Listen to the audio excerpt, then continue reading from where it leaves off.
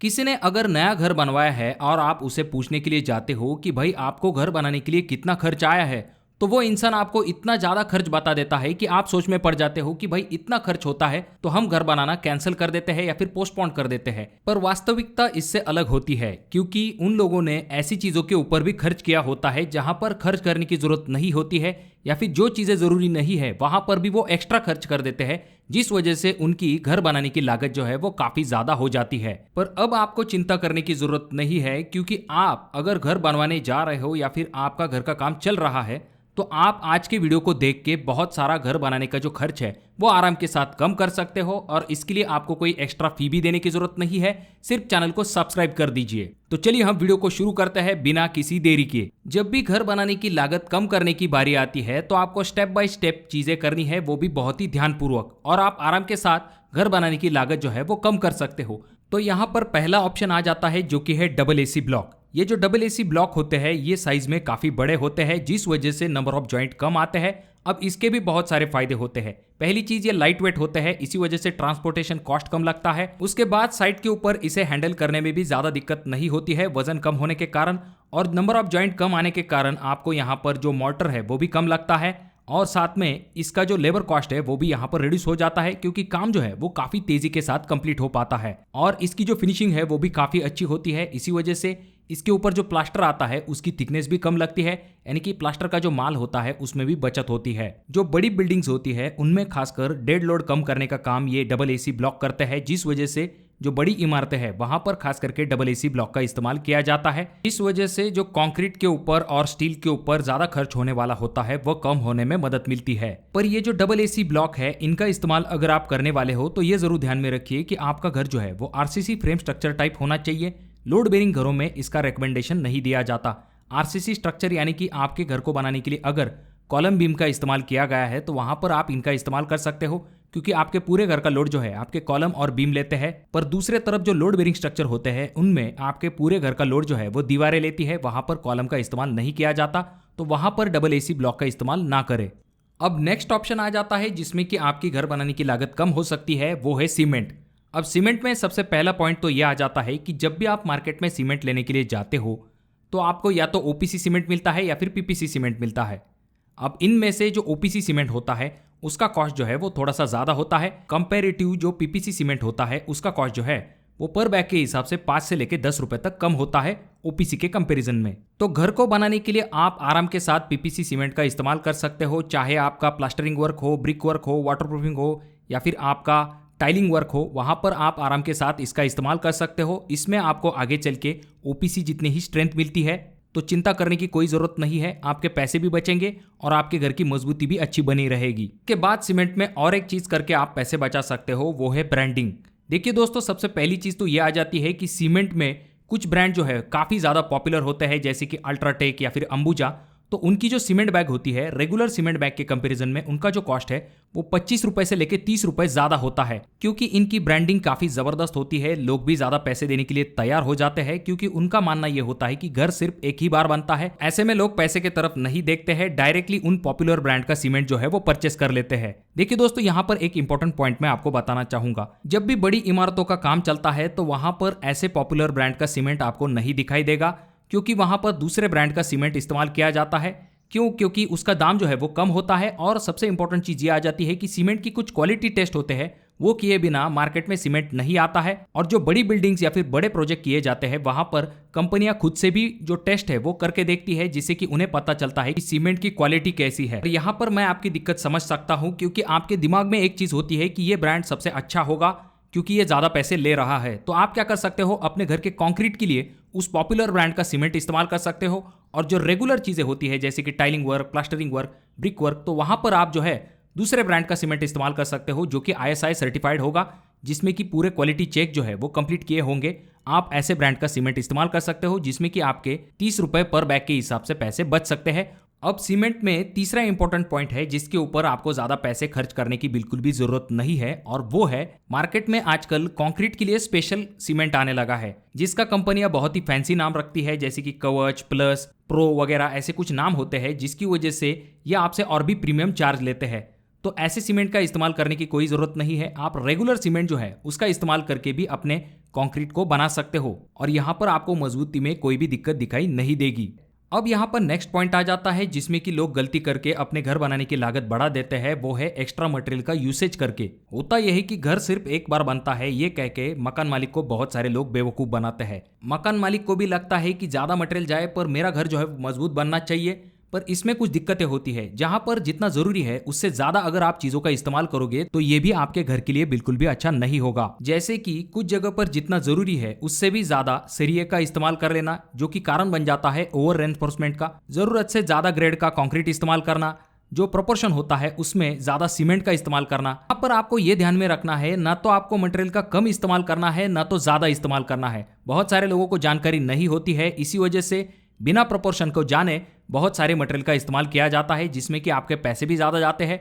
तो इसीलिए जितना प्रोपोर्शन दिया है उतने ही हिसाब से आपको सीमेंट, रेती ऐसी चीजों का इस्तेमाल करना है। उस प्रोपोर्शन से ना कम ना ज्यादा एक्यूरेट प्रोपोर्शन अगर आप बनाओगे तो डेफिनेटली आपके पैसे भी बचेंगे और आपके घर को मजबूती भी मिलेगी। अब यहाँ पर अगला पॉइंट आ जाता है जो कि है आपके स्लैब के थिकनेस के रिलेटेड, यानी कि आपके स्लैब की जो मोटाई है वो आखिर कितनी रखनी चाहिए। बहुत सारी जगह पर स्लैब की जो मोटाई है वो बहुत ही ज्यादा कर ली जाती है। अब इसके कुछ नुकसान होते हैं। जरूरत से ज्यादा जब आप स्लैब की थिकनेस बढ़ा लेते हो तो इसकी वजह से जो डेड लोड है वो काफी ज्यादा हो जाता है और आपका मटेरियल कंजम्पशन भी ज्यादा होता है, जिस वजह से आपका खर्च भी ज्यादा आता है।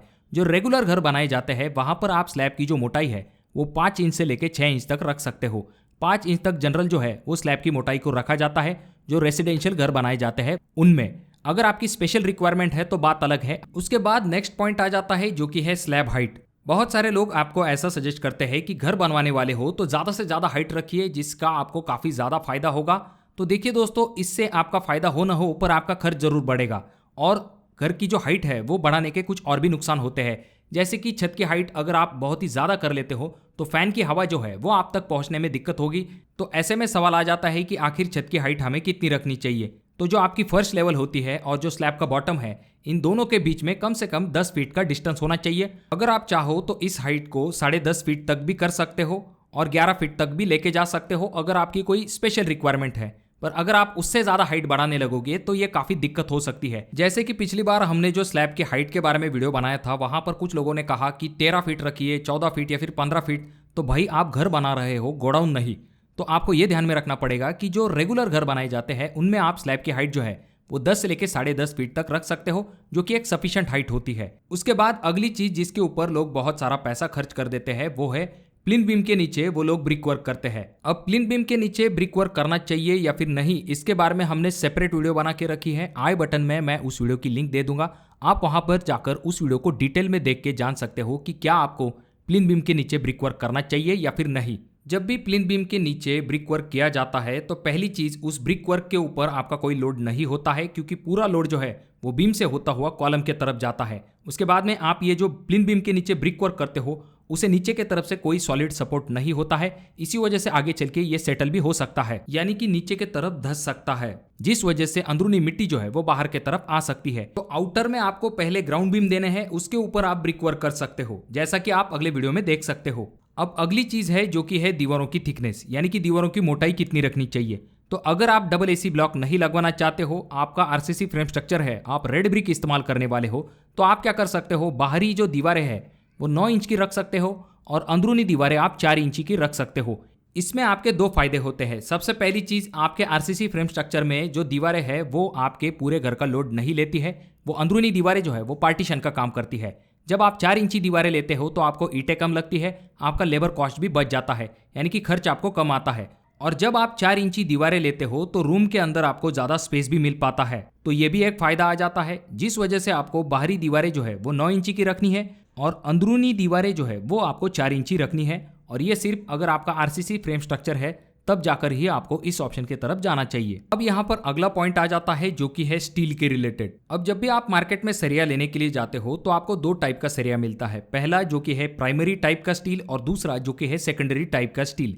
अब ये जो प्राइमरी टाइप का स्टील होता है, जैसे कि टाटा, जिंदाल, सेल, इस तरह की कंपनियां प्राइमरी कैटेगरी का स्टील बनाती है, जिनके लिए सरिया बनाने के लिए प्योर स्टील का इस्तेमाल किया जाता है और इसका जो कॉस्ट है वो ज्यादा होता है। वहीं पर जो सेकेंडरी स्टील होता है उसे बनाने के लिए रिसाइकल स्टील का इस्तेमाल किया जाता है, जिसका कॉस्ट जो है वो कम होता है। तो आप सेकेंडरी स्टील जैसे ऑप्शन की तरफ जा सकते हो, जिसमें कि आपको कम दाम मिलेगा और आपके लोकल एरिया में ऐसे ब्रांड चलते हैं जिनके तरफ आप जा सकते हो।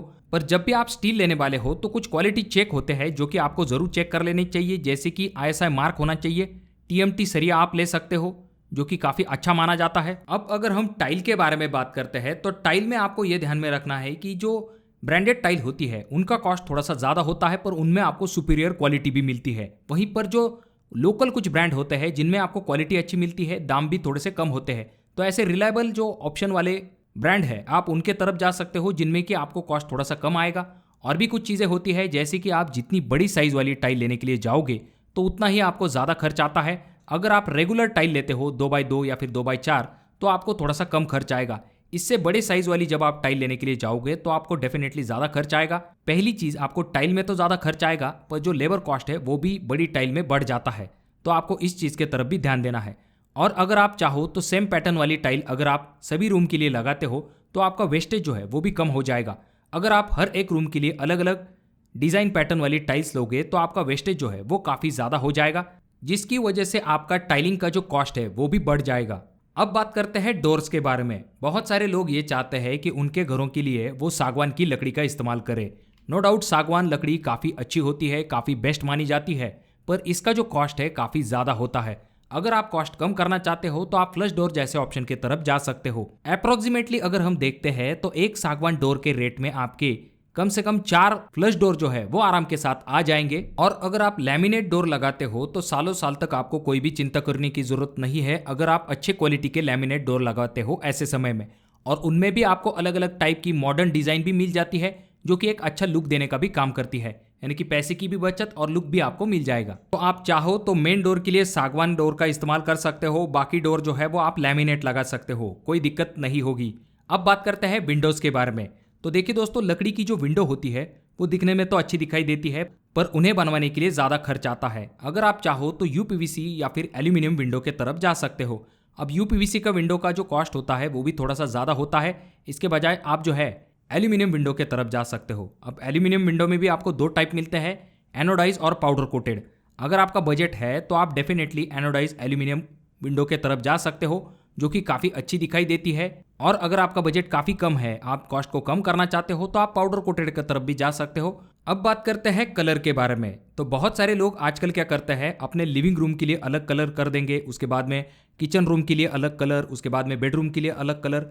तो ऐसे में होता यह है कि इतने सारे कलर अगर आप इस्तेमाल करते हो तो उसकी वजह से आपका वेस्टेज जो है वो भी बढ़ जाता है। तो इसके बजाय अगर आप प्लेन एक ही कलर शेड रखोगे सभी रूम के लिए तो आपको कोई दिक्कत नहीं होगी। पेंट में आपका जो वेस्टेज होने वाला है, जो खर्च बढ़ने वाला है, वो भी नहीं बढ़ेगा। अब आप ये कहोगे कि सेम कलर पूरे घर में वो कैसा दिखेगा, तो दोस्तों टेंशन मत लीजिए। खास करके जो बेज कलर के शेड्स होते हैं वो अगर आप अपने लिविंग रूम के अंदर देते हो या फिर किचन के अंदर या फिर बेड के अंदर तो वो इतना ऑड नहीं दिखाई देगा और दिखने में भी काफ़ी स्टैंडर्ड दिखाई देता है। तो आप ऐसे ऑप्शन की तरफ भी जा सकते हो। अब बात करते हैं फॉल सीलिंग के बारे में। तो आजकल फॉल सीलिंग लिविंग रूम में करने का काफ़ी ज़्यादा ट्रेंड है। बहुत सारे लोग पूरे घर के अंदर करवाने की कोशिश करते हैं, तो ऐसा करने की कोई ज़रूरत नहीं है। लिविंग रूम तक रखिए जिससे कि लिविंग रूम का लुक भी अच्छा दिखाई देगा। बाकी रूम जो है वहाँ पर अगर आप प्लेन भी सीलिंग रखते हो तो ये भी काफ़ी अच्छा दिखाई देगा। विदाउट फॉल सीलिंग आप बहुत सारे ऑप्शन जो है वो अपने बाकी रूम के अंदर कर सकते हो। ये जो फॉल सीलिंग होती है इसे बनवाने के लिए आपको 100 रुपए से लेके 120 रुपए पर स्क्वायर फीट तक खर्च आता है। अब ये सिर्फ आपका सीलिंग का कॉस्ट होगा। उसके बाद ये जो फॉल सीलिंग होती है उसमें आपके पैनल लाइट आते हैं, उसके बाद में COB आते हैं, उसके बाद में आपकी जो प्रोफाइल लाइट वगैरह घुमाई जाती है। तो ऐसी चीज़ों में आपका अच्छा खासा पैसा जो है वो खर्च हो जाता है। यानी कि जितना आपका फॉल सीलिंग में खर्च होगा लगभग उतना ही आपका लाइटिंग में भी खर्च हो जाता है, क्योंकि आपकी पूरी वायरिंग जो है वो भी एक्स्ट्रा आपको यहाँ पर लग जाती है। अब बात करते हैं नेक्स्ट आइटम की, जो कि है सेप्टिक टैंक। बहुत सारे लोग अपने घरों के अंदर इस तरह की जो ईंटों वाली सेप्टिक टैंक है उसका इस्तेमाल करते हैं। इसके बजाय आप जो है RCC वाली जो गोल सेप्टिक टैंक आती है उनका इस्तेमाल कर सकते हो। अब आपके दिमाग में 2-3 सवाल जरूर आए होंगे, जैसे कि पैसे बचाने तक तो ठीक है, पर क्या ये घर के अंदर जितने लोग इस्तेमाल करने वाले हैं उस हिसाब से सही रहेगी? तो डेफिनेटली जो रेगुलर इस्तेमाल के हिसाब से RCC वाली जो गोल सेप्टिक टैंक है उनमें कोई दिक्कत नहीं होती है। जो छोटी फैमिली होती है वहाँ पर भी दिक्कत नहीं होती है। आप अपने हिसाब से इसका बड़ा साइज भी ले सकते हो। उसके बाद में इसका दूसरा फायदा ये होता है कि जो आपकी ईंटों वाली सेप्टिक टैंक होती है उसका जितना लेबर कॉस्ट होता है उतने में तो ये सेप्टिक टैंक डायरेक्टली आपको मिल सकती है, यानी कि खर्च जो है वो काफ़ी कम हो जाता है। अप्रोक्सीमेटली 40,000 रुपए तक आपके पैसे जो है उस गोल्ड सेप्टिक टैंक में बच सकते हैं। हालांकि ये जो पॉइंट है आप इस हिसाब से देखें कि आपके घर के अंदर बहुत ज़्यादा मेंबर है, तो ऐसे में आपको बड़ी वाली ईंटों वाली सेप्टिक टैंक बनवानी पड़ेगी। अगर रेगुलर छोटी फैमिली है तो वहां पर गोल वाली आरसीसी सेप्टिक टैंक में आपको कोई भी दिक्कत नहीं होगी। और जब भी आप अपने घर का काम शुरू करने वाले हो तो ये ज़रूर ध्यान में रखिए कि आपको घर का काम जो है वो बार बार बीच में नहीं रोकना है। जितने ज़्यादा काम में स्टेप होते जाएंगे, जितना ज़्यादा आप रुकते जाएंगे, तो ऐसे में आपकी घर बनाने की जो लागत है वो डेफिनेटली बढ़ जाती है, क्योंकि दिन ब दिन मटेरियल के जो रेट है वो भी बढ़ जाते हैं। और जैसे कि हमने पिछली एक वीडियो में बताया था कि अगर आपके पास पैसे कम है, ऐसे में आप जो है स्टेप बाय स्टेप घर बना सकते हो, पर उसमें आपको खर्च जो है वो डेफिनेटली ज़्यादा आता है। तो इस बात की तरफ भी जरूर ध्यान दीजिए। घर का काम अगर आपका 6 से लेकर 8 महीने के अंदर कंप्लीट हो जाता है तो आपके काफी ज्यादा पैसे जो है वो बच सकते हैं। अब वीडियो में आखिरी 2 पॉइंट मैं आपको बताता हूं जो कि काफी इंपॉर्टेंट है। पहली चीज आ जाती है जो कि है प्लान। अगर आप घर बनवाने के लिए सही तरीके का प्लान इस्तेमाल करते हो तो आपके पूरी जगह का सही तरीके से इस्तेमाल हो जाता है। बहुत सारे लोग बिना प्लान बनाए अपने घर का काम शुरू कर देते हैं, जिस वजह से जो जगह जरूरी नहीं है वहां पर भी उनका ज्यादा खर्च हो जाता है। याद रखिए, जितना बड़ा आपका प्लान होगा उतना आपको ज्यादा खर्च आएगा।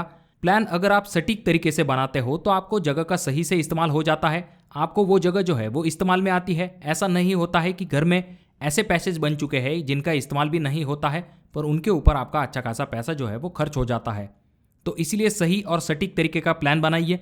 आपके जो कोई भी इंजीनियर है वो आपको बहुत ही कम दाम के अंदर आपके घर का प्लान बना देते हैं, पर उसका आपको काफ़ी ज़्यादा फायदा होता है। और आखिरी पॉइंट आ जाता है जो कि है ठेकेदार का चुनाव। जब भी आप अपने घर का काम किसी ठेकेदार को देने वाले हो तो एक बार रेट जो है वो आपको मार्केट रेट के हिसाब से चेक कर लेने चाहिए। उसके बाद आपको उस ठेकेदार को मार्केट रेट के हिसाब से काम देना चाहिए, ना कम ना ज़्यादा। इसमें फ़ायदा ये होता है कि अच्छे ठेकेदार आपके घर का काम जो है वो बहुत ही अच्छे क्वालिटी के साथ करते हैं, मटेरियल को भी वेस्टेज नहीं जाने देते हैं। समय पे काम कंप्लीट होने की वजह से आपको लागत भी जो है वो कम लगती है। वहीं पर दूसरे तरफ पैसे बचाने के चक्कर में अगर आप किसी सस्ते ठेकेदार को अपने घर का काम देते हो तो इसके काफ़ी ज़्यादा नुकसान होते हैं। पहली चीज़, ऐसा सस्ता ठेकेदार आपके घर का काम पूरा नहीं करता है। अगर करता भी है तो वो अच्छे क्वालिटी के साथ नहीं करता है, काम करने के लिए काफ़ी समय लेता है, जिस वजह से घर बनाने की लागत भी बढ़ जाती है। और अगर वो काम छोड़ के भाग गया तो आपको दूसरा ठेकेदार लाने में भी ज़्यादा खर्च होता है, और इन सब में आपको काफ़ी मेंटल हरासमेंट होती है। तो इसीलिए ठेकेदार का चुनाव करते समय अच्छे ठेकेदार का चुनाव कीजिए, जिससे कि आपके घर का काम जो है वो अच्छे क्वालिटी के साथ कंप्लीट हो पाए। तो दोस्तों, अगर आपने यहाँ तक वीडियो देख ली है तो आपको वीडियो ज़रूर पसंद आई होगी, तो वीडियो को ज़रूर लाइक कर दीजिए और इसी तरह के कंस्ट्रक्शन रिलेटेड वीडियोज़ के लिए चैनल को ज़रूर सब्सक्राइब कीजिए। वीडियो बहुत ज़्यादा ही अच्छी लगी हो तो अपने दोस्तों के साथ ज़रूर शेयर कीजिए जो कि अपने घर का काम कर रहे हैं, जिससे उनको भी फ़ायदा मिल सके। और ये जो तीनों वीडियो है इनमें से कोई एक वीडियो आपके ज़रूर काम में आ सकती है।